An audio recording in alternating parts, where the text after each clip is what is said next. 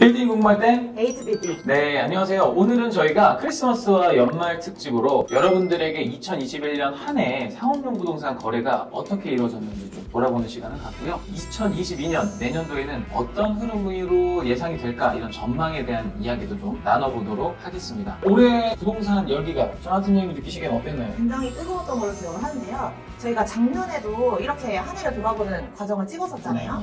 근데 작년에도 뜨거웠는데 올해도 역시나 못지않게 이 상업용 부동산 시장이 굉장히 뜨거웠던 한 해였던 것 같습니다. 제가 느끼기에도 불장이라고 그러죠? 네. 그런 상황이었는데 올해 거래가 어떻게 이루어졌는지 설명드리도록 하겠습니다.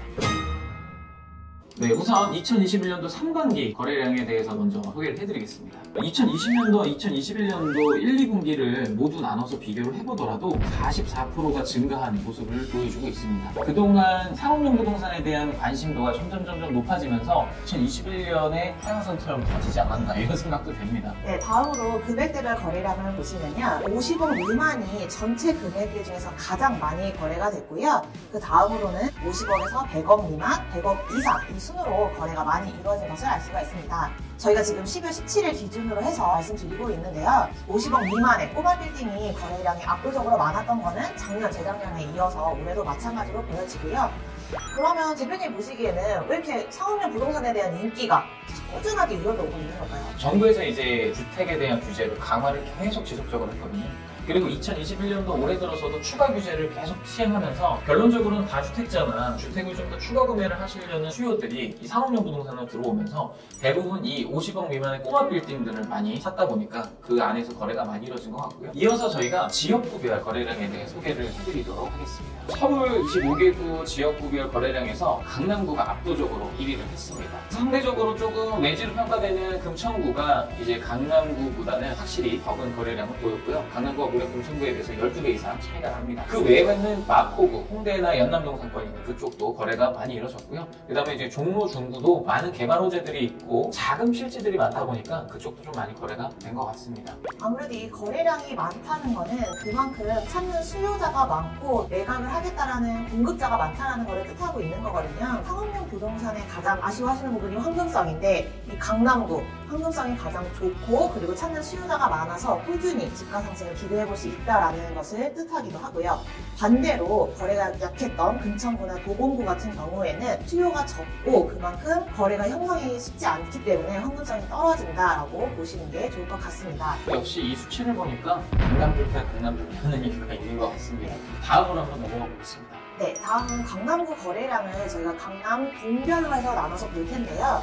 아무래도 논현동, 신사동, 역삼동이 가장 많이 거래가 됐고요. 그에 비해서 개포, 도곡, 일원동의 거래가 주춤했던 것을 볼 수가 있습니다. 대표님 보시기에는 강남구 내에서도 편차가 좀 있는 걸까요? 최근 몇 년 동안 대치동이나 삼성동, 청담동 이런 데 거래가 엄청 많이 됐었거든요. 근데 작년부터 시행된 이제 토지거래 허가고요. 이 규제 때문에 사실상 거래를 하기 위한 절차가 훨씬 까다로워졌고 본인들이 직접 사용해야 되는 공간을 확보해야 되는 어려움도 있고요. 그러다 보니까 상대적으로 그런 지역에 대해서는 거래세가 많이 감소를 했습니다. 그래서 보시면 대치동도 굉장히 많이 감소를 했어요. 이제 노년, 신사, 역삼은 대표적으로 신분당선 추가 개통을 내년에 앞두고 있고요. 그것들이 이제 역삼동과 논현동, 신사동 모두 걸쳐 있고요. 또 잘 아시는 신사 위례선이 또 착공을 한다고 하니까 그것 또한 노년, 신사 이쪽에 좀 영향권이 있습니다. 이렇게 거래가 확실히 많이 이루어지고 있는데 실질적으로 전체 거래되는 평당 가격들이 어느 정도가 안되어 있었어요? 네. 작년에 서울에 거래된 평당 가격은 평균이 6,500만 원 수준이었는데요. 올해 거래된 서울의 평당 가격은 약 7,500만 원으로 작년보다 올해 1년 사이에 1,000만 원이 오른 거죠. 많이 올랐네요. 아무래도 이렇게 토지 가격이 올라가면 자연스럽게 임대 수익은 떨어질 수밖에 없는데 그래도 워낙 시장에 유동자금이 많이 풀려 있다 보니까 임대 수익은 어느 정도 포기를 하시고 가파른 시세 차익을 노리고 들어오는 투자 수요가 많이 늘어서 계속적으로 가격은 올라갈 것으로 보입니다. 네, 이 서울시 거래 추이에 이어서 각 권역별로 어떻게 좀 거래되는지 간단하게 살펴보겠습니다. 대표적인 권역이 업무 시설들이 집중되어 있는 여의도, 그리고 종로, 중구, 그리고 이 강남권이 있습니다. 그 외에 기타 지역들이 있는데 사실상 강남권을 제외하고는 나머지 세 지역들이 전부 소폭 하락을 했습니다. 거래량이랑 거래 금액이 모두 증가한 지역은 강남권뿐이었습니다. 앞에부터 계속 약간 느낌이 강남 이렇게 하는데 편집자님이 강남 노래를 한번 틀어주실 걸로.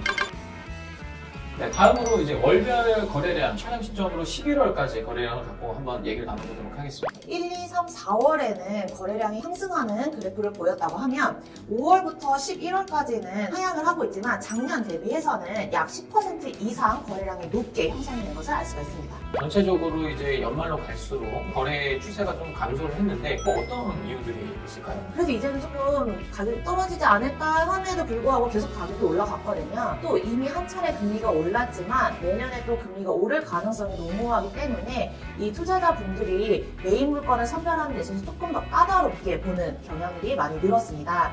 그리고 매도 우위 시장이 지속화되면서 예전에는 주택 건물들을 매각하기 위해서 매도자분들이 용도를 해준다거나 아니면 근생을 용도 변경하는 과정들을 동의를 했다고 하면 이제는 조금 그분들도 용도 굳이 안 해도 될 것 같은데 살 사람 있으면 주택을 안고 사봐 라고 하는 의견들이 많아져서 이런 부분 협조가 좀 쉽지는 않은 상황이 되었습니다. 거래세가 조금 감소는 한다고 하지만 전반적인 실거래를 확인한 거는 대부분 상업용 건물 기준이거든요. 근데 저희가 실질적으로 9호기나 다가구 다세대 주택들도 이 상업용 시설로 재건축이나 리모델링을 많이 하기 때문에 그런 것들에 대한 거래까지 포함하면 훨씬 더 많은 거래량이 있지 않을까 판단은 되고요. 앞으로도 또 많이 거래가 될 것으로 예상은 됩니다. 상업용 부동산 전망에 대해서 다뤄보도록 하겠습니다. 기준 시가를 보게 되면요, 올해는 무려 5%가 올라갔습니다. 엄청나죠? 이게 이렇게 많이 오르게 되면 그 문제가 내년에는 중요한 선거들이 결론적으로는 뭔가 투자를 결심하시는 분들이라면 1분기 안에 매입을 결정하시는 게 더 좋을 것 같아요.